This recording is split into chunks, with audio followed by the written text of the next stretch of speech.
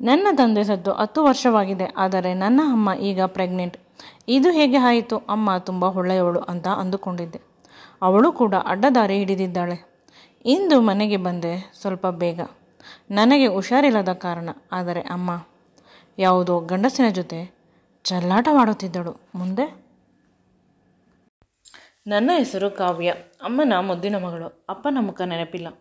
ತುಂಬ ವರ್ಷಗಳೇ ಉರುಳಿತು ಅವರನ್ನು ಕಳೆದುಕೊಂಡು. ಈ ಬದುಕು ಅಮ್ಮನ ಜೊತೆ ಸುಂದರವಾಗಿ ಇದೆ. ಅವಳ ಪ್ರೀತಿಗೆ ನಾನು ಸೋತು ಹೋಗಿದ್ದೇನೆ. ಅವಳಿಗೆ ನಾನು, ನನಗೆ ಅವಳು. ನಮ್ಮಿಬ್ಬರ ಬದುಕು ಅಷ್ಟೇ. ನನಗಾಗಿ ಮನೆ ಕೆಲಸಗಳನ್ನು ಮಾಡುತ್ತಾಳೆ.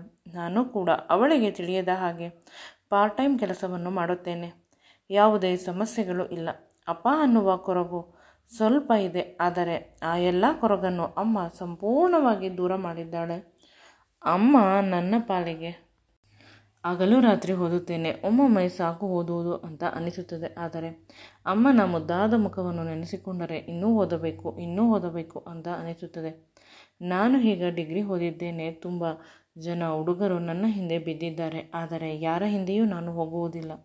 ಯಾರನ್ನು ಕಂಡರೂ ಕೂಡ ನನಗೆ ಪ್ರೀತಿ ಇಲ್ಲ. ನನಗೆ ನನ್ನ ಅಮ್ಮನೇ ಮೊದಲ ಮತ್ತು ಕೊನೆಯ ಪ್ರೀತಿ. ಬೇರೆಯವರನ್ನು ಪ್ರೀತಿ ಮಾಡಿ ಹೋದರೆ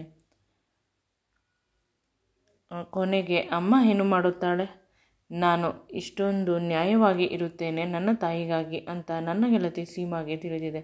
ಅದಕ್ಕಾಗಿ ನನ್ನ ಲವ್ ಸಹಾಯ ಮಾಡು ಅಂತ ಎಲ್ಲರೂ ಕೇಳುತ್ತಾರೆ. ಆದರೆ ಸೀಮಾ ಎಂದೂ ಕೂಡ ಒಪ್ಪುವುದಿಲ್ಲ.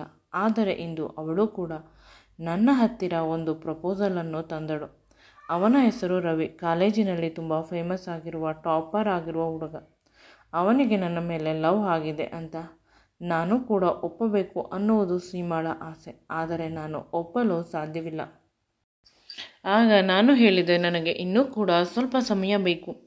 ರವಿಯ ಮುಖ ಬೇಸರದಿಂದ ಇತ್ತು. ನನಗೆ ಅವನನ್ನು ಬೇಸರ ಮಾಡುವುದು ಇಷ್ಟವಿರಲಿಲ್ಲ.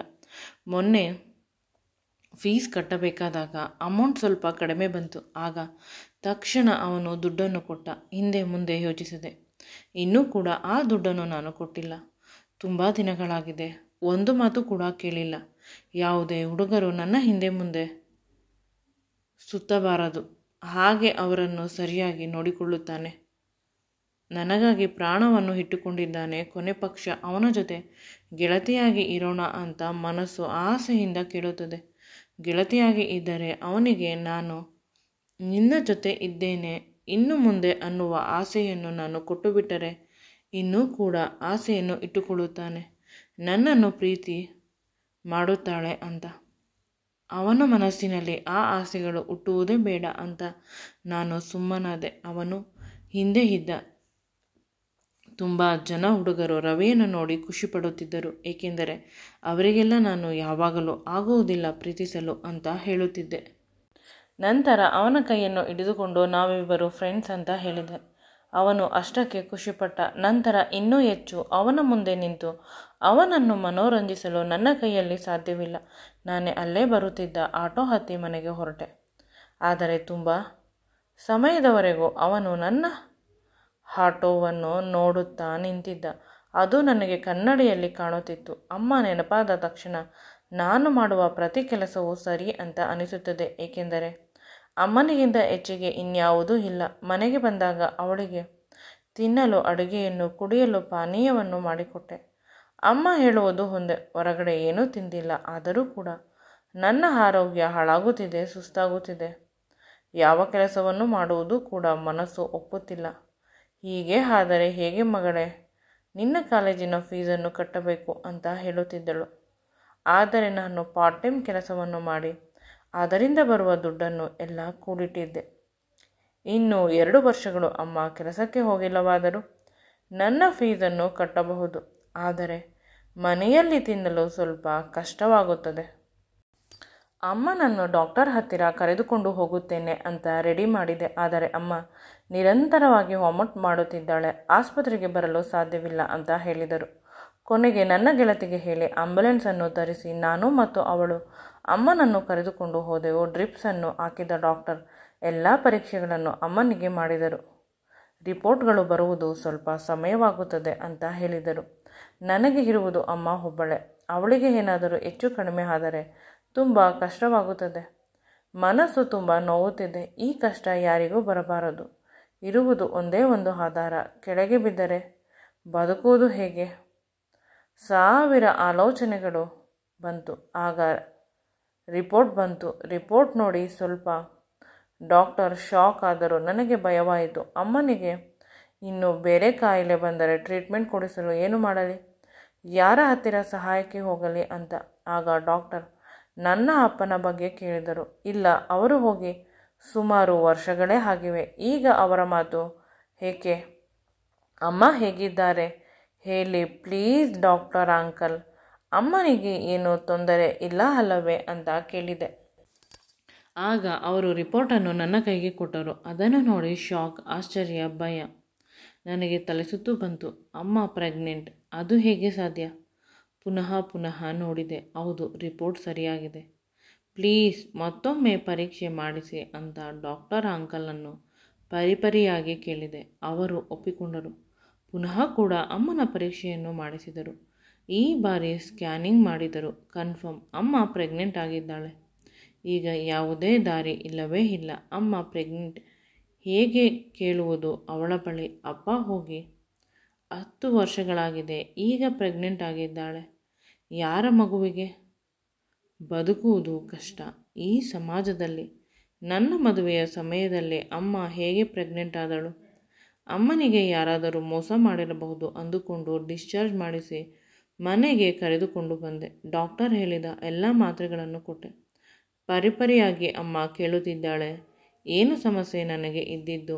ನೀನು ಯಾಕೆ ಇಷ್ಟು ಡಲ್ಲಾಗಿ ಇದ್ದೀಯ? ದಯವಿಟ್ಟು ಹೇಳು. ಏನೇ ವಿಷಯ ಹೇಳಿದರೂ ನಾನು ಅರಗಿಸಿಕೊಳ್ಳುತ್ತೇನೆ ಅಂತಹ ಪದೇ ಪದೇ ಕೇಳುತ್ತಾಳೆ. ಈ ಭಯದಲ್ಲೇ ನಾನು ಮಲಗಿಬಿಟ್ಟೆ. ಬೇಗ ಮಲಗಿದ್ದಕ್ಕೆ ಏನೋ ಮಧ್ಯರಾತ್ರಿ ಎಚ್ಚರವಾಯಿತು. ಆಗ ಮನೆಯಲ್ಲಿ ನನ್ನನ್ನು ಮತ್ತು ಅಮ್ಮನನ್ನು ಬಿಟ್ಟು ಯಾರೋ ಇದ್ದಾರೆ ಅಂತ ಅನಿಸಿತು. ನಾನು ಹಾಲಿನಲ್ಲಿ ಸೋಫಾದ ಮೇಲೆ ಮಲಗಿದ್ದೆ. ರೂಮಿನಲ್ಲಿ ಅಮ್ಮ ಮಲಗಿದ್ದಳು. ನೋಡೋಣ ಅಂತ ಎದ್ದರೆ ಬಾಗಿಲು ಹಾಕಿತ್ತು. ರೂಮಿನ ಹತ್ತಿರ ಹೋದಂತೆ ಯಾವುದೋ ಗಂಡಸಿನ ಧ್ವನಿ ಕೇಳಿಸುತ್ತಿದೆ. ಅಮ್ಮ ಅಳುತ್ತಿದ್ದಾಳೆ. ಅಮ್ಮ ಹೇಳುತ್ತಿದ್ದಾಳೆ, ನಾನು ಪ್ರೆಗ್ನೆಂಟ್, ನಿನ್ನ ಮಗುವಿಗೆ. ಈ ವಿಷಯ ನನ್ನ ಮಗಳಿಗೆ ಗೊತ್ತಾಗಿದೆ. ಆದರೆ ಅವಳು ನನ್ನ ಹತ್ತಿರ ಹೇಳಿದರೆ ನಾನು ದುಃಖ ಪಡುತ್ತೇನೆ ಅಂತ ಪರದಾಡುತ್ತಿದ್ದಾಳೆ. ಈಗ ನೀನೇ ಯಾವುದೋ ಒಂದು ದಾರಿ ನನಗೆ ತೋರಿಸಬೇಕು. ಇಲ್ಲವಾದರೆ ನಾನು ಸತ್ತು ಹೋಗುತ್ತೇನೆ. ಸಾಯುವುದು ಸುಲಭ, ಆದರೆ ನನ್ನ ಮಗಳು ಅನಾಥವಾಗುತ್ತಾಳೆ.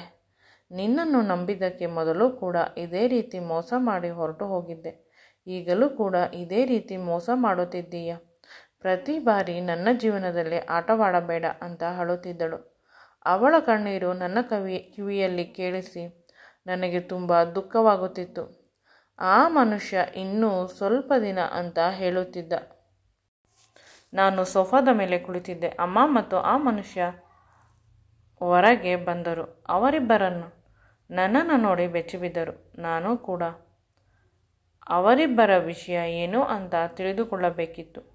ಅಮ್ಮ, ಪುಟ್ಟಿ, ಇನ್ನೂ ಮಲಗಿಲ್ಲವ ನೀನು ಅಂತ ಕೇಳಿದಳು. ಹೌದು, ಇನ್ನೂ ಮಲಗಿಲ್ಲ ಅಂತ ಹೇಳಿದೆ. ಅವನ ಮುಖವನ್ನು ಎಲ್ಲೋ ನೋಡಿದ ನೆನಪು. ನೋಡಲು ತುಂಬ ಸುಂದರವಾಗಿದ್ದಾನೆ. ಯಾರೂ ಅವನು ತಿಳಿಯುತ್ತಿಲ್ಲ. ನನಗೆ ಇನ್ನೂ ನೋವಾಗುತ್ತಿದೆ.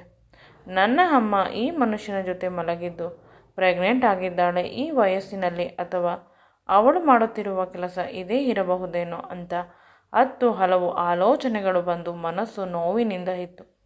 ಆಗ ಅಮ್ಮ ಏನನ್ನೋ ಹೇಳಲು ಬಂದಳು. ಆಗ ಆ ಮನುಷ್ಯ ಅಮ್ಮನನ್ನು ತಡೆದು, ನಾನು ಹೇಳುತ್ತೇನೆ ಎಲ್ಲ ವಿಷಯವನ್ನು. ನೀನು ಕೇಳಿಸಿಕೊಳ್ಳುವ ಧೈರ್ಯ ಮಾಡಬೇಕು ಅಷ್ಟೆ. ನಾನು ಬೇರೆ ಯಾರೂ ಅಲ್ಲ, ನಿನ್ನ ಸ್ವಂತ ತಂದೆ. ನಾವಿಬ್ಬರು ಪ್ರೀತಿಸಿ ಮದುವೆ ಆಗಿದ್ದೆವು. ನಮ್ಮ ಮನೆಯವರು ಆಗರ್ಭ ಶ್ರೀಮಂತರು. ಅವರು ನಿಮ್ಮ ಅಮ್ಮ ಕೇವಲ ಹಣದ ಆಸೆಗಾಗಿ ನನ್ನನ್ನು ಮದುವೆ ಆಗಿದ್ದಾಳೆ ಅಂತ ತುಂಬ ಕಷ್ಟಪಟ್ಟರು ಅವಳನ್ನು ಕೊಲ್ಲಲು. ಇದೇ ರೀತಿ ಪ್ರಯತ್ನದಲ್ಲಿ ಒಮ್ಮೆ ಆಕ್ಸಿಡೆಂಟ್ ಆಯಿತು. ಆಗ ನನ್ನ ಮುಖ ಸಂಪೂರ್ಣವಾಗಿ ಜಜ್ಜಿ ಹೋಗಿ ಪ್ಲಾಸ್ಟಿಕ್ ಸರ್ಜರಿ ಮಾಡಿಸಿದರು. ನಿನ್ನ ಅಮ್ಮ ಸತ್ತೇ ಹೋದಳು ಅಂತ ಎಲ್ಲರೂ ಅಂದುಕೊಂಡರು. ನೀನು ಕೂಡ ಈ ಪ್ರಪಂಚದಲ್ಲಿ ಇಲ್ಲ ಅಂತ ಭಾವಿಸಿದ್ದಾರೆ.